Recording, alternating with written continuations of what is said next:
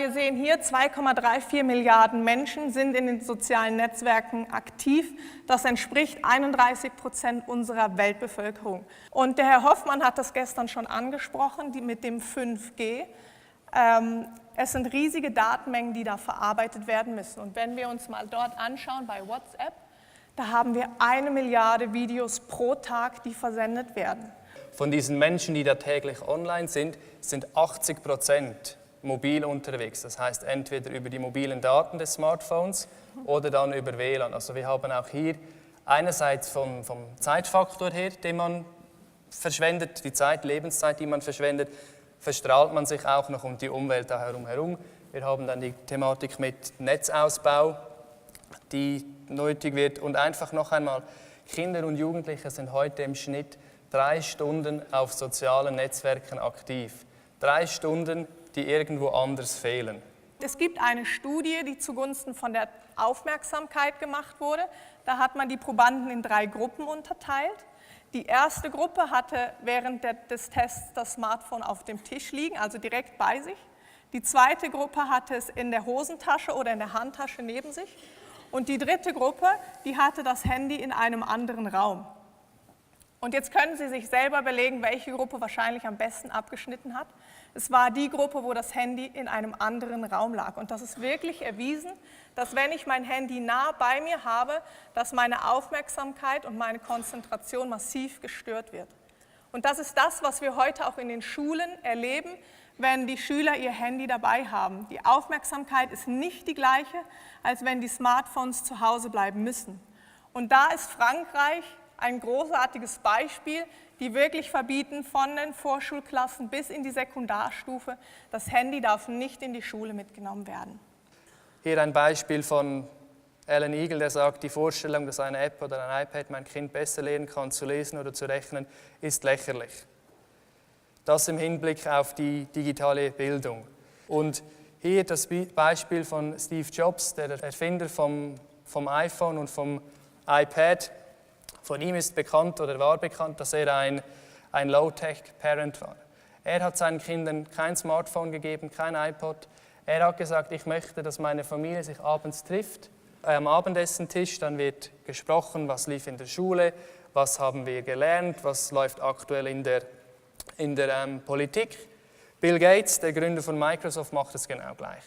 Seine Kinder haben mit 14 noch kein Smartphone. Bill Gates selber, von ihm ist bekannt, dass er Stunden damit verbringt, Bücher zu lesen. Nicht irgendwelche Online-Blogs oder iPads, sondern Bücher.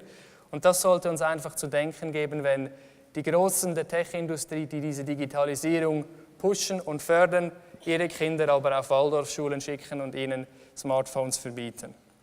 Und stattdessen auf die Familie wieder setzen, auf gemeinsames Mittagessen, gemeinsamer Austausch, dieser 1:1 Kontakt.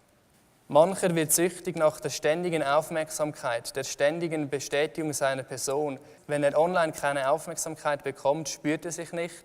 Wenn er online keine Wertschätzung erfährt, erlebt er sich selbst nicht mehr als positiv. Wenn er nicht online ist, existiert er nicht. Likes und Follower werden so zum digitalen Suchtmittel, vergleichbar mit Alkohol. Die Haltung, die wir einnehmen, wenn wir auf Smartphone schauen. Wir haben bis zu 30 Kilogramm, die auf unsere Halswirbelsäule und auf unser gesamtes Skelett einwirkt. Und wenn Sie das Stunden am Tag machen, dann können Sie sich vorstellen, dass das nicht gesund ist und dass das bleibende Schäden hinterlässt. Isabel hat es vorhin gesagt, der Mensch ist ein soziales Wesen, ein Rudeltier. Er möchte sich austauschen, er möchte Verbindung haben zu seinen Mitmenschen über die Kommunikation. Und heute, wir haben es gesehen, so viele Menschen sind online auf den sozialen Netzwerken, so viele Textnachrichten werden verschickt. Also die Kommunikation, dieser 1:1 Kontakt verschiebt sich immer mehr in die digitale Welt, in die sozialen Netzwerke. Erstkonsumenten bei Pornografie sind im Schnitt in meiner Studie 11 Jahre alt. Gestern haben wir gehört 12,7, aber ich glaube, wir sind uns einig, 11 oder 12,7 Jahre im Schnitt als Erstkonsument spielt keine Rolle. Es ist definitiv zu früh. Ich weiß von Eltern, die mir bestätigt haben, Erstkontakt beginnt schon mit 8, 9, 10, 11 Jahren in der Schule, über Freunde, ungewollt mit zum Teil sehr verheerenden Konsequenzen. Ein Viertel der Suchanfragen auf Google drehen sich um Sex und ein Drittel des gesamten Internetvolumens ist ebenfalls um Sex. Datenvolumens. Wir haben es gestern schon gehört, 50% der Kinder des Erstkontakts kommt ungewollt und meist dann eben auch über Freunde im Kinderhort, in der Schule, auf dem Schulhofplatz. Und auf der anderen Seite sehen wir ganz klar in der Schweiz, dass die Gewalt in Jugendbeziehungen stetig zunimmt. Also vermehrt junge Männer, die ihre Frauen oder Freundinnen in der Partnerschaft schlagen, weil sie es so gewöhnt sind von den Filmen, von diesem Bild, was ihnen tagtäglich präsentiert wird. Und diese sozialen Netzwerke, diese Social Media, sind eigentlich genau das Gegenteil. Sie ziehen einen weg von seiner eigenen Individualität, von dem Inneren.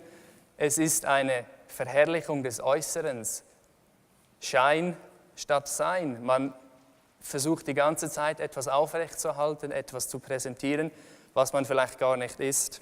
Sie hinterlassen im Internet Spuren und diese Spuren werden analysiert und diese Daten, die daraus entstehen, die werden verkauft. Und dann bekommen Sie beispielsweise personalisierte Werbung. Und heute mit 10 Likes, die Sie zum Beispiel auf den sozialen Medien setzen, wie Facebook, mit nur 10 Likes, kann der Computer Sie schon besser einschätzen als ein Arbeitskollege.